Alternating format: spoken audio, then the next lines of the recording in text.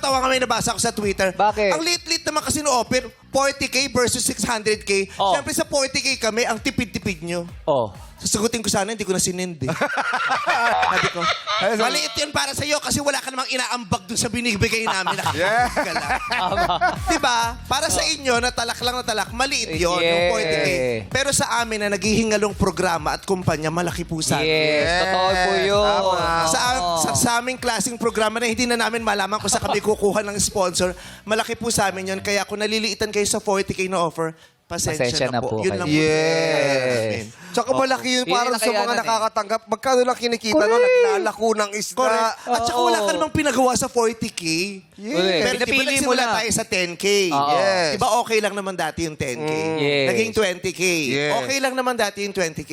Ganun talaga. Nature yun ng tao eh. Nasanay sa lumalaki. Kaya pag maliit na sa kanila. correct. 40K.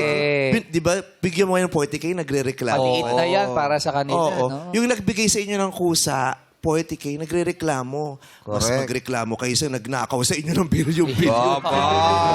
Doon talaga Ang naku, laki ilabas nun. nyo lahat ng galit nyo, Day. Oo. Hindi ito Super sa laki. nagbigay ng 40K ng buong loob. Super laki nun. Buong puso, binigyan. Huwag ka na munang magtrabaho. Yes, Yes, ng ito 40K. O, galit ka pa ba doon? Oo. Talakan mo yung ninakawan ka ng bilyon-bilyon. Tandaan mo, hindi ka dapat ganyan kahirap ngayon kung di ka ninakawan ng Yes. ilang pung taon. Di ba? Correct. Tsaka